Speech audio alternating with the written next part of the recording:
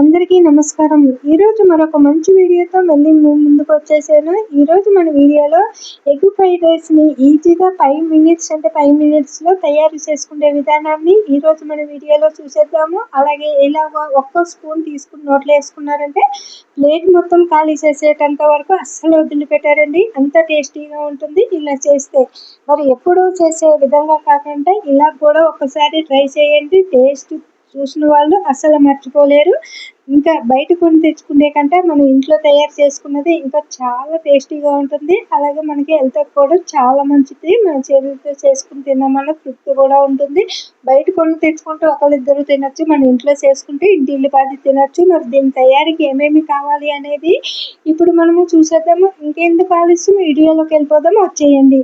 ముందుగా ఒక ప్లేట్లోకి రైస్ని ఇలాగ తీసుకోవాలి. ఒక ప్లేట్ రైస్ని, అలాగే 3 కోడిగుడ్లు, 2 రెమ్మల ఫ్రెష్ కరివేపాకు, 2 పచ్చిమిర్చిని ఇలా పొడుగ్గా చీరుకోవాలి. 1 స్పూన్ జీలకర్రని తీసుకోవాలి. ఇవన్నీ కూడా ఇలా రెడీ చేసి పెట్టుకోవాలి. అలాగే రైస్ వచ్చేసి మనం మార్నింగ్ టిఫిన్ కింద తీసుకునేదైతే నైట్ రైస్ మిగిలితే అంటే నైటు అన్నం మిగులుతుంది కదండి, దాంతో కూడా మనము మార్నింగ్ తినేటట్టు కూడా తయారు చేసుకోవచ్చు. లేదు వేడి అన్నం అనుకోండి, మరి మనకు మధ్యాహ్నానికి లంచ్ బాక్సుల్లోకి కావాలి అనుకుంటే అన్నం వండి చల్లారబెట్టిన తర్వాత మాత్రమే తీసుకోండి.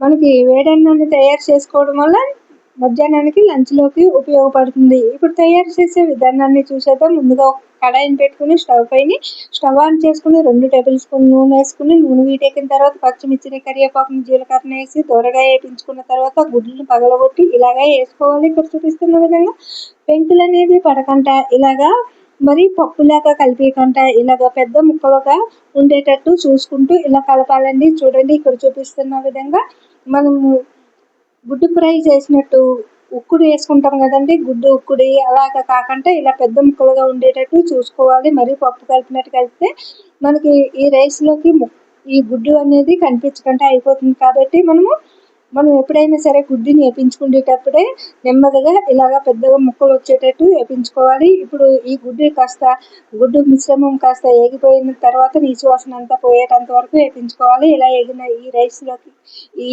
గుడ్డు మిశ్రమంలోకి ముందుగా మనము పెట్టుకున్న రైస్ని కానీ లేదా నైట్ మిగిలిన రైస్ని కానీ వేసి ఇలాగా అంతా కలిసేటట్టు కలుపుకోవాలి. ఇక్కడ చూపిస్తున్న విధంగా చూసారా, ఇక్కడ చూస్తున్నారు కదా, మీకు రైస్లోని పెద్ద పెద్ద ముక్కలు కనిపిస్తున్నాయి కదా, ముక్కల కింద ఈ గుడ్డు మిశ్రమం అనేది. అదే మనము గుడ్డుని మొత్తం కలిపేసుకున్నాం అనుకోండి, మనకి చిన్న చిన్న ముక్కలు అయిపోయి ఈ రైస్లో కనిపించదు అనమాట. మనం గుడ్డుని వేపించుకునేటప్పుడే జాగ్రత్తగా ఇలా పెద్ద ముక్కలు వచ్చేటట్టు కలుపుకుంటూ వేపించుకోవాలి నెమ్మదిగా. ఇప్పుడు రైస్ని కూడా మనము ఈ గుడ్డు మిశ్రమంతో పాటు ఫ్రై చేసుకోవాలండి. అన్నం కూడా ఈ గుడ్డు మిశ్రమంతో వేగాలన్నమాట. ఇప్పుడు ఈ ఉప్పుడుతోటి ఇలాగా చూడండి ఇక్కడ చూపిస్తున్న విధంగా. ఇప్పుడు దీంట్లోకి 1 స్పూను పసుపు, 1/2 స్పూను కారము, అలాగే 1/2 స్పూన్ సాల్ట్ కూడా వేసి ఫ్రై చేసుకోవాలండి. అలాగే మనకి ఆల్రెడీ మనము సాల్ట్ వేసుకున్నాం కదా ఇందులోని. మళ్ళీ ఇప్పుడు మనకి ఆల్రెడీ మనము పచ్చిమిర్చిని కూడా వేసుకున్నాము, 2 పచ్చిమిర్చిని. కాబట్టి మనం కారం అనేది తగ్గించేసుకోవాలి. మీరు ఎక్కువ స్పైసీ తినే వాళ్ళైతే కాస్త చూసి వేసుకోండి. సాల్ట్, కారం అనేది ఎవరు ఇష్టాన్ని బట్టి వాళ్ళు వేసుకోవచ్చండి. ఇది కొంతమంది తగ్గించి తింటారు కదా, అలా కూడా తినొచ్చు. మీడియంగా తినే వాళ్ళైతే ఇలాగ తయారు చేసుకోండి. అలాగే మీ ఇంట్లో ఎక్కువ మెంబర్స్ ఉంటే ఒక 4 గుడ్లు వేసుకున్నారనుకోండి, 3 మెంబర్స్కి వస్తాయి. అలాగే ఒక 3 ఎగ్స్ వేసుకుంటే మాత్రం ఇలాగ 2 మెంబర్స్కి అయితే ఫుల్ వస్తుందండి. అలాగే మనకి ఎగ్ ఎక్కువ కనిపించాలి అనుకుంటే ఇలా 3 వేసుకోండి. లేదు మీడియంగా కనిపించాలంటే 2 కూడా వేసుకోవచ్చండి. చూడండి చాలా కలర్ఫుల్గా ఉంది కదా. ఇంకా మనకి ఈ గుడ్డు మిశ్రమంతో పాటు ఈ రైస్ని కూడా బాగా వేపించుకోవాలి. ఇలా వేపించుకున్న ఈ రైస్ని స్టవ్ ఆపేసి దింపేసుకోవాలి. అలాగే మీకు ఇష్టమైతే దీనిపైన కాస్త కొత్తిమీరని జల్లుకోండి. మనం ఇందులో ఎటువంటి కూడా మనము వాడలేదండి, అలాగే మసాలాలు కూడా వాడలేదు.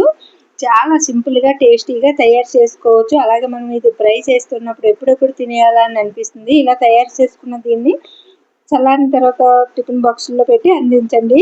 అలాగే ఈ వీడియో నచ్చితే లైక్ చేసి, షేర్ చేసి మన ఛానల్ సబ్స్క్రైబ్ చేసుకోండి.